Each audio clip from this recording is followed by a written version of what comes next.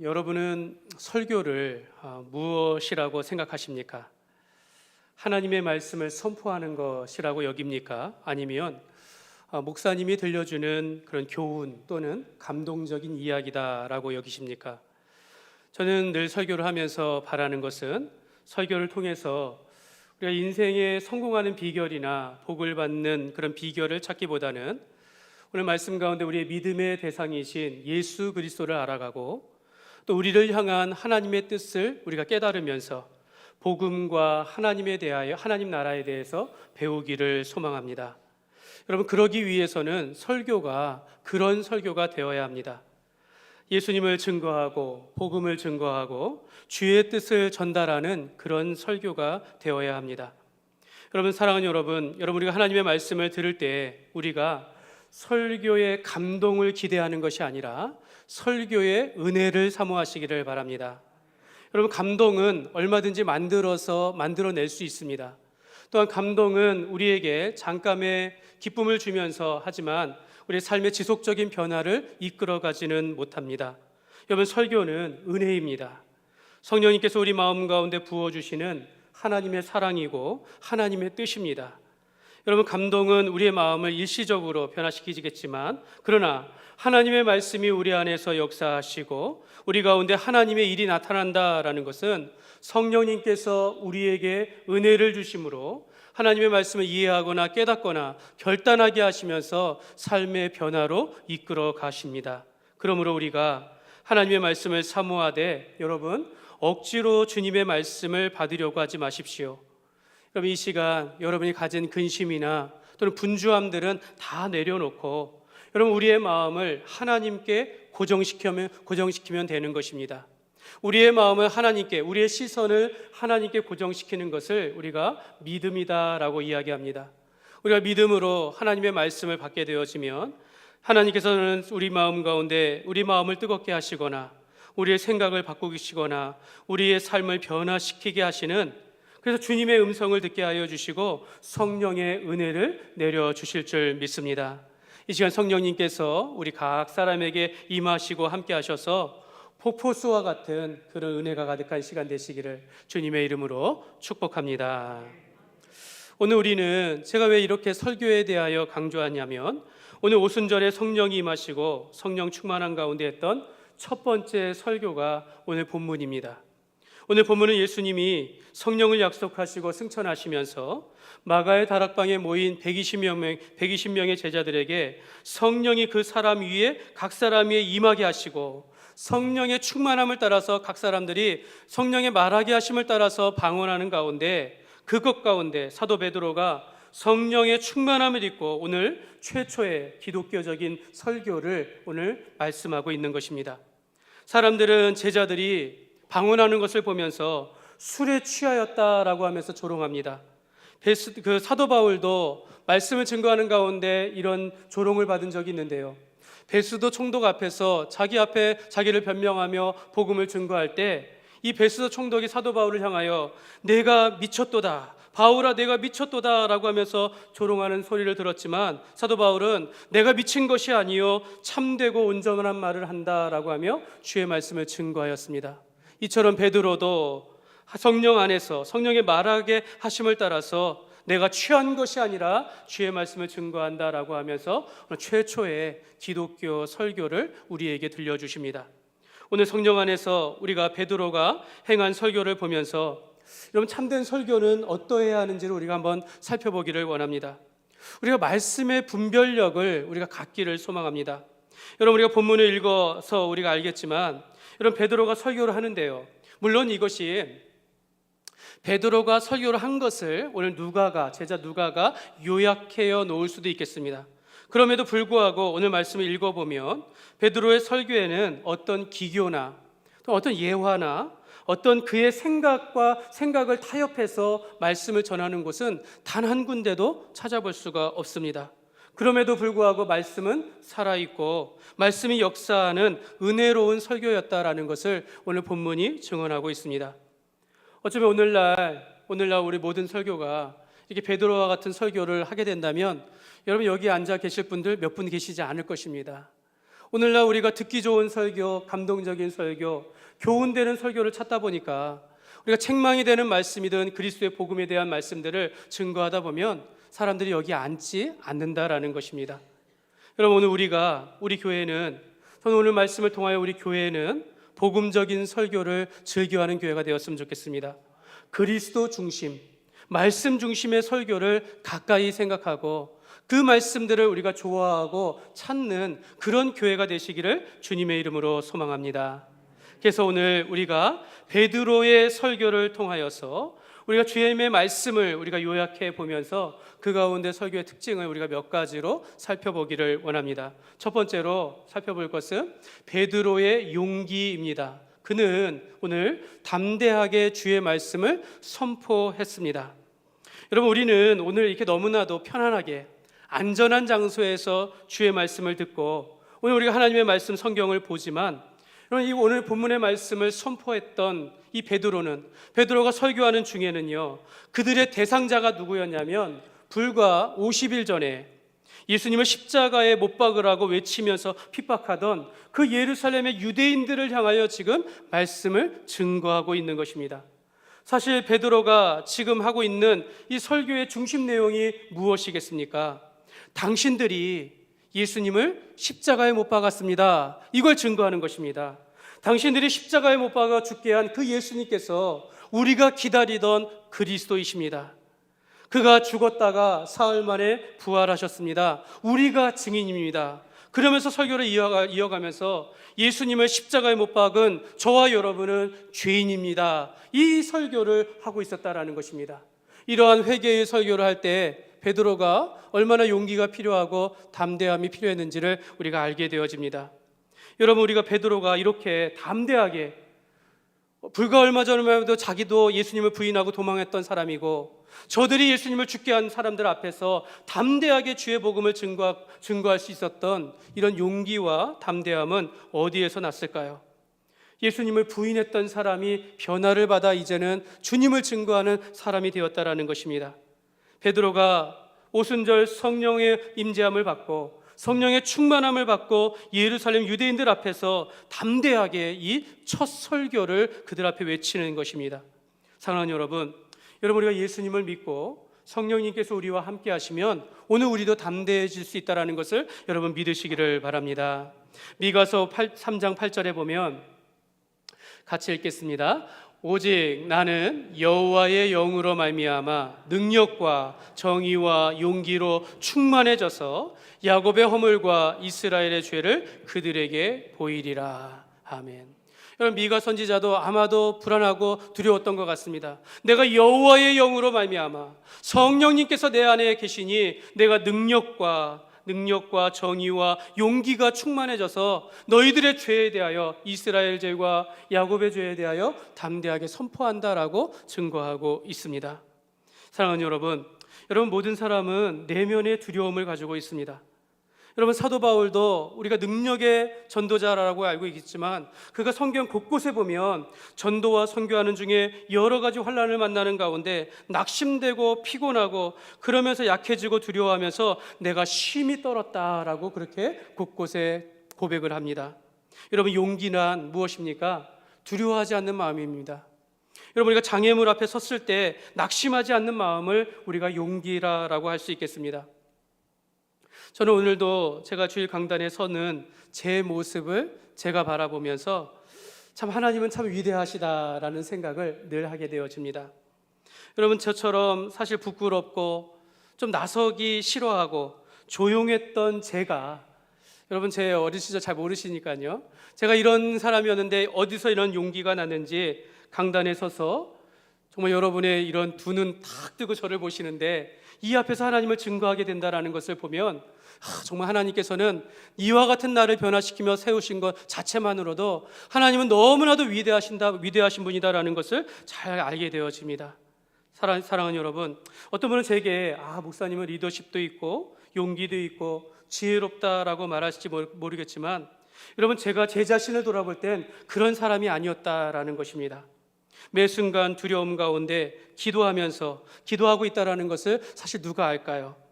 저는 중학교 2학년 때 한 가지 기도 제목 가지고 6개월 동안 기도한 적이 있습니다. 그때 기도 제목이 무엇이었냐면 하나님, 제게 용기를 주십시오. 제가 지금도 기억합니다. 제게 용기를 주십시오. 그렇게 기도하게 된 동기가 무엇이냐면 하나님, 제가 수업 시간에 딱 한 번만이라도 손 들고 대답하는 사람이 됐으면 좋겠습니다. 손 들고. 이걸 못하는 거예요. 그래서 제가 이거 기도 제목 가지고 6개월 동안 기도하면서 결국 한번 손 들고 대답했던 그런 기억이 있습니다. 그만큼 제게는 두려워하고 또 다른 사람들 앞에서 나서는 것에 대해서 어려워했다라는 것. 근데 그런 기도 제목을 주시고 훈련하는 것이 바로 하나님의 그런 뜻이 아니었나라는 생각을 하게 되어집니다. 그럼 제가 대학교 시절에 사진을 보면요, 제가 70년대, 60년대 학생처럼 다녔어요. 그런데도 불구하고 그 학교에서 그 기독인 연합회 회장으로 그렇게, 사실 당시에 제가 하고 싶었던 것도 아니고 추천해서 그렇게 됐던 기억이 있습니다. 제가 유학하면서 불과 유학한 지 6개월도 되지 않았는데 그 한인 학생의 회장으로 저를 누가 추천하더라고요. 얼떨결에 준비되지 못한 가운데 그런 섬기면서 많은 사람들 앞에서 서며 말하며 또 그 가운데 두려운 가운데 기도하면서 하나님께서 세우시는 것을 보게 되어집니다. 여러분, 하나님의 사람들, 하나님께서 이끄시는 사람들은 하나님께서 모든 사람들 앞에서 용기가 있게 하시고 두려워하지 아니하고 담대하게 나아갈 수 있도록 주님의 증인 될 수 있도록 우리를 훈련시킨다라는 것입니다. 하나님은 모세의 뒤를 이어서 이스라엘의 지도자가 되는 여호수아에게 내가 네게 명령한 것이 아니냐, 강하고 담대하라, 두려워하지 말며 놀라지 말라, 내가 어디로 가든지 내 하나님 여호와가 너와 함께 하느니라 하시니라, 이렇게 말씀하셨습니다. 그러니까 그를 담대하게 모세의 뒤를 이어서 지도자가 되는 여호수아에게 그도 두려운 마음을 가지고 있지만 내가 너와 함께하니 담대하라, 두려워하지 말라라고 말씀하신 것입니다. 우리가 잘 아는 이사야서 41장 10절의 말씀에 보면, 이사야서 41장 10절 말씀입니다. 우리 다 같이 이사야서 41장 10절 말씀입니다. 다 같이 읽겠습니다. 두려워하지 말라, 내가 너와 함께함이라. 놀라지 말라, 나는 네 하나님이 됨이라. 내가 너를 굳세게 하리라. 참으로 너를 도와주리라. 참으로 나의 의로운 오른손으로 너를 붙들리라. 하나님은 우리가 두려워하지 않기를 원하십니다. 내가 너를 붙들어주고 내가 너와 함께하고 내가 너의 의로운 손으로 너를 굳세게 하리니 두려워하지 말고 담대하라라고 말씀하고 있습니다. 사랑하는 여러분, 우리가 예수님을 믿고 하나님의 사람으로 살아갈 때, 또 주님의 일을 할 때에는 용기와 담대함이 필요합니다. 우리가 사람의 눈치를 보지 아니하고 세상에 얽매이지 아니하고 오직 예수님을 믿는 믿음 안에서 우리가 말하고 섬기고 행동하는 데 있어서는 반드시 용기가 필요하다라는 것입니다. 여러분, 베드로의 인생은 예수님을 핍박하던 사람들 앞에서 이제는 주님의 말씀을 담대하게 증거하는 자로 변화를 받았다라는 것입니다. 더 이상 숨지 아니하고 자신을 드러내면서 주님을 증거하는 일에 자신이 앞에 앞장섰다라는 것입니다. 오늘 우리도 세상을 두려워하지 아니하고 여러분이 속한 일터나 가정에서나 직장에서 여러분 담대하게 하나님의 사람으로 살아가시기를 바랍니다. 여러분, 주님의 증인으로서 주님 앞에 담대하게 살아가는 여러분이 되시기를 주님의 이름으로 축복합니다. 두 번째로 오늘 우리 베드로의 설교의 내용을 알기를 원하는데요, 첫 번째는 약속하신 성령이 오순절 날에 성취되었다라는 말씀을 합니다. 베드로는 그들 가운데 임하신 마가의 다락방에 모인 120여 명의 사람들, 제자들에게 성령의 강림과 성령 충만하고 그들이 방언하는 것을 그들의 체험이다, 또한 그들의 어떤 경험이다 라는 이런 것을 가지고 방언이나 오순절 성령 강림을 설명하는 것이 아니라 베드로가 성경의 말씀을 들어서 설명하고 있다는 것입니다. 와 보십시오. 오늘 우리가 이렇게 담대해지지 않았습니까? 오늘 우리가 방언하지 않습니까? 우리가 예언하지 않습니까? 이런 걸 가지고 성령 강림하셨다라고 말씀하는 것이 아니라, 베드로는 오늘 16절 말씀에 보면 이는 곧 선지자 요엘을 통하여 말씀하신 것이니 일렀으되라고 하면서 구약의 말씀 가운데 선지자 요엘이 하신 말씀이 오늘 오순절에 임하였다, 성취되었다라고 말씀하고 있는 것입니다. 베드로는 요엘서 2장 28절에서 32절 말씀을 인용하면서 하나님은 말세에 백성들을 구원하시기 위하여 말하기를 내 영을 모든 육체에 부어주리라, 이 말씀을 하셨다라는 겁니다. 이 말씀이 오늘 오순절 날에 성령이 각 사람 위에 임하심으로 그 성령의 예언이 성취되었다라고 베드로가 증거하고 있습니다. 여러분, 요엘 선지자는 말하기를 성령이 임하면, 여호와의 영이 임하면 자녀들이 예언할 것이며 젊은이들이 환상을 보고 늙은이들이 꿈을 꾸게 될 것이다 말하고 합니다. 성령이 임하시면 남종이나 여종에게 부어주리니 그들이 예언할 것이다 라고 그렇게 말하였습니다.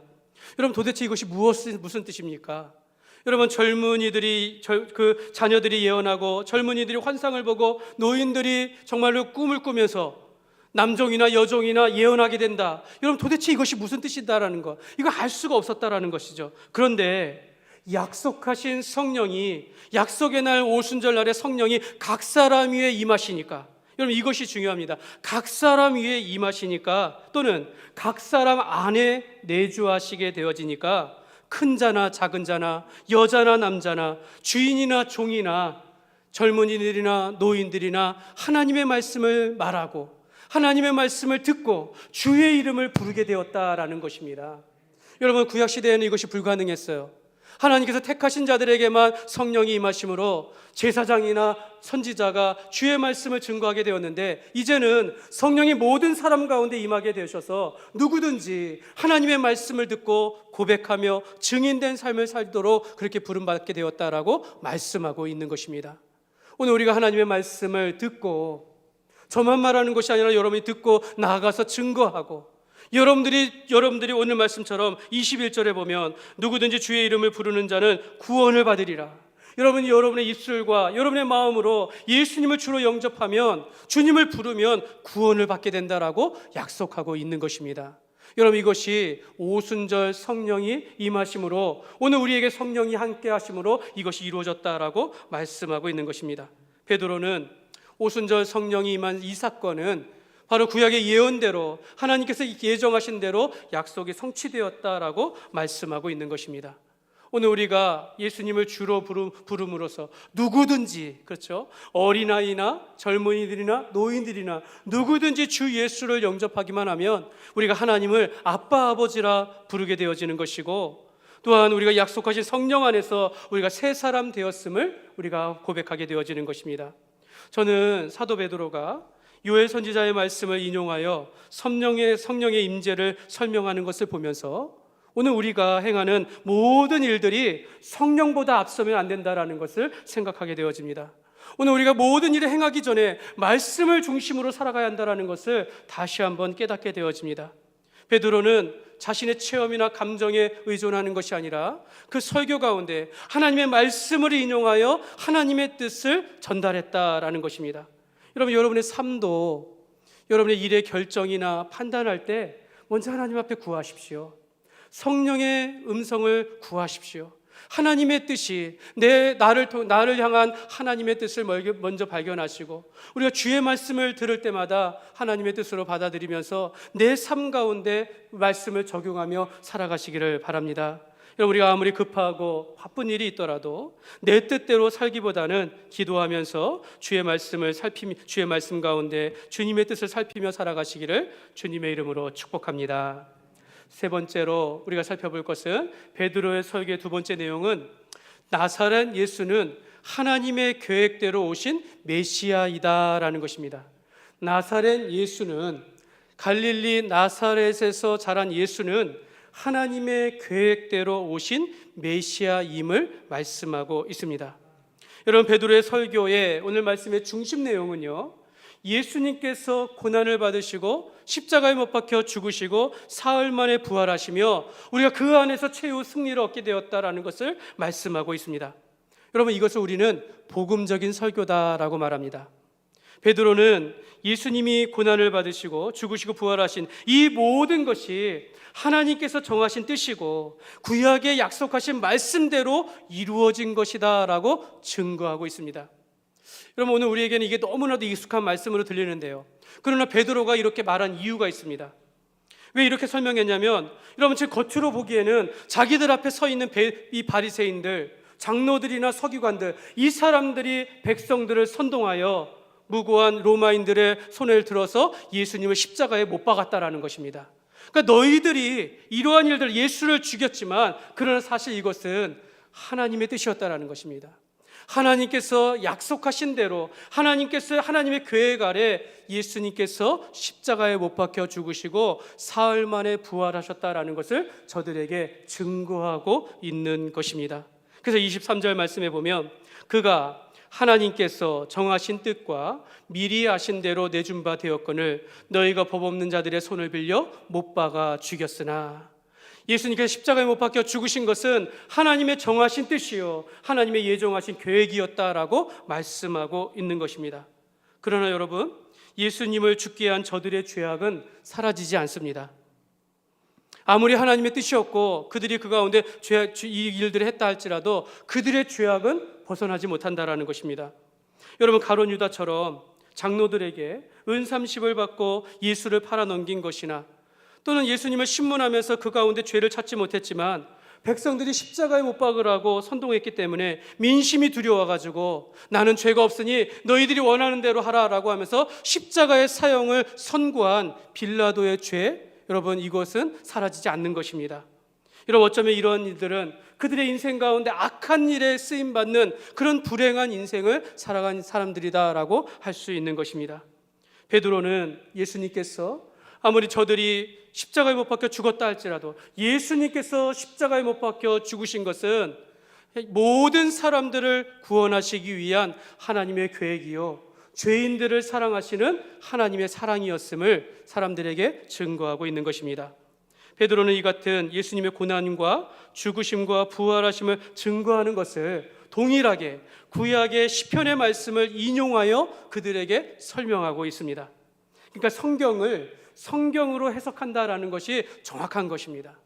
우리가 하나님의 말씀을 들어서 설명할 때 그것이 하나님의 말씀이 되는 것이고, 오늘 우리가 그것을 하나님의 뜻으로 우리가 받아들이게 되어지는 것입니다. 예수님도 말씀하시기를 요한복음 5장 39절의 말씀에 보면, 너희가 성경에서 영생을 얻는 줄 생각하고 성경을 연구하거니와 이 성경이 곧 내게 대하여 증언하는 것이니라. 예수님도 이 성경은 내게 대하여 증언하는 것이다 라고 말씀하는 것입니다. 신약시대는 예수님께서 오신 이후에 그 출생과 생애와 그동안 그리스도의 복음, 십자가의 사건들을 기록하며 그 이후의 복음의 증거들을 말씀하기 때문에 다 하나님의 말씀이지만, 구약에서도 모세오경과 율법서, 선지서의 모든 말씀들이 바로 그리스도에 관한 말씀이다라는 것을 증거하고 있다라는 것입니다.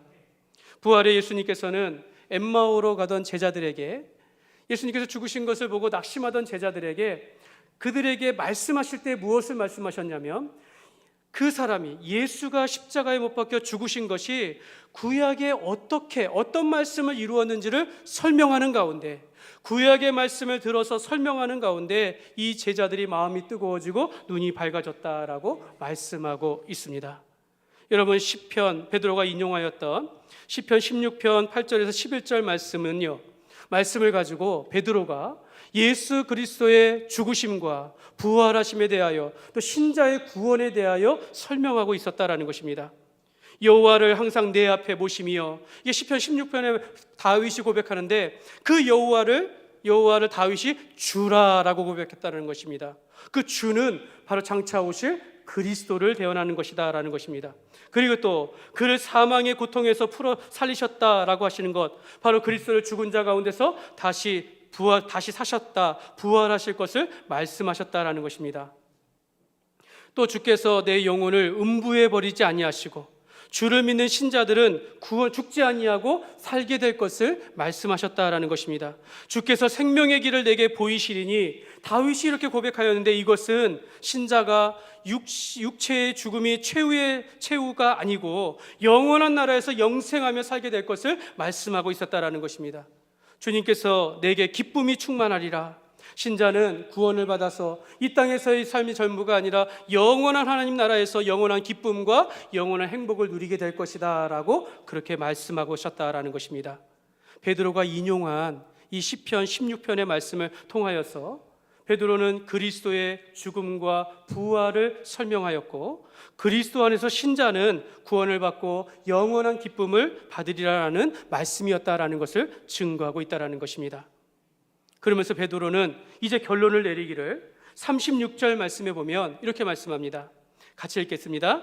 그런즉 이스라엘 온 집은 확실히 알지니 너희가 십자가에 못 박은 이 예수를 하나님이 주와 그리스도가 되게 하셨느니라 하니라. 아멘.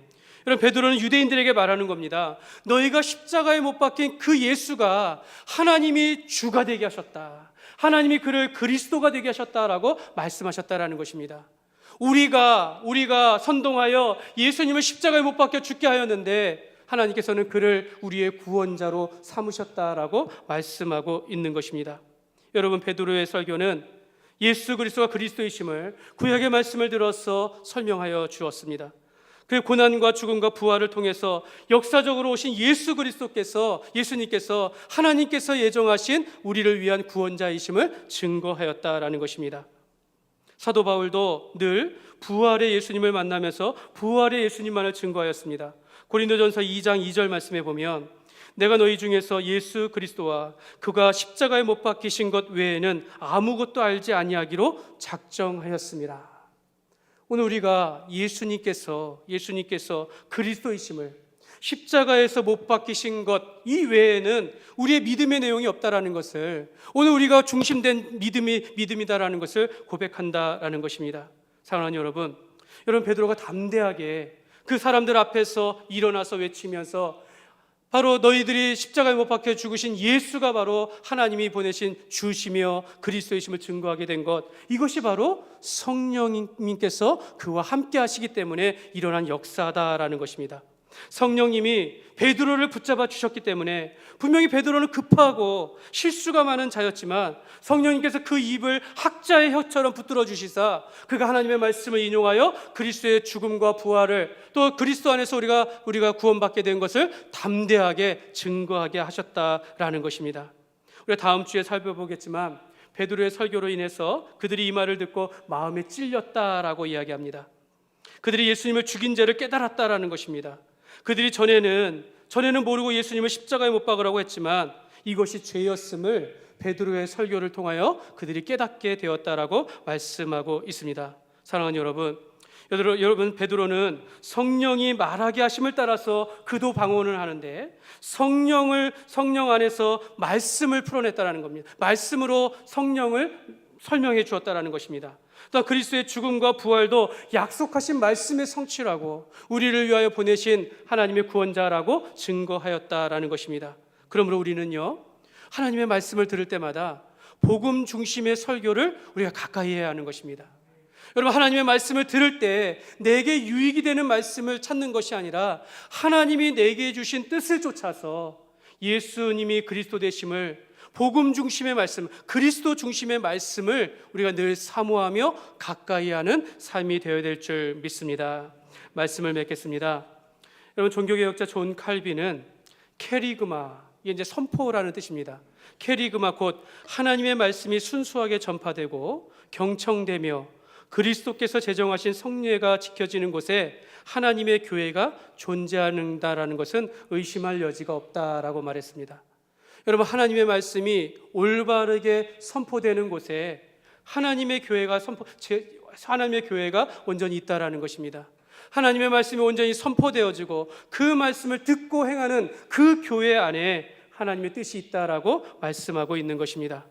베드로가 성령 안에서 행한, 오늘 우리에게 보여주신 첫 번째 설교, 성경을 성경으로 말씀하게 하시고 성령 안에서 담대하게 증인된 말씀을 하는 것이 얼마나 놀라운지 모릅니다. 사랑하는 여러분, 설교는 성경을 하나님의 말씀으로 선포하는 것입니다. 베드로와 같이 하나님께서 우리에게 성령이 임하신 것은 하나님의 뜻이었음을 말씀을 통하여 설명하는 것이었고, 그리스도께서 고난을 받으시고 십자가에 못 박혀 죽게 하신 것은 오늘 죄인된 우리를 구원하시기 위한 하나님의 뜻이었음을 성경을 통하여 증거하셨다라는 것입니다. 사랑하는 여러분, 성령님은 진리의 영이다라고 말합니다. 우리를 진리 가운데로 인도하시는 하나님이시다라는 것입니다. 오늘 우리를 예수 그리스도께로 인도하고 그분의 가르침을 듣고 이해하며 깨닫게 하신다라는 것입니다. 오늘 우리가 진리의 영이신 성령님께서 여러분들을, 저와 여러분들 매 주일마다, 매 예배마다 주님의 말씀의 잔치로 오늘도 초대하고 있다라는 것입니다. 사도 베드로는 오순절 성령 강림 사건을 하나의 이적이요 기적으로 취급하는 것, 그렇게만 말하는 것이 아니라 성경의 말씀을 따라 하나님의 계획을 따라서 우리에게 성령을 주셨고, 오늘 우리 성령 안에서 모든 사람이 성령 안에 임하사 오늘 우리가 하나님의 말씀을 보게 하시고 이해하게 하시고 우리를 통하여 증거하게 하셨다라고 말씀하고 있는 것입니다.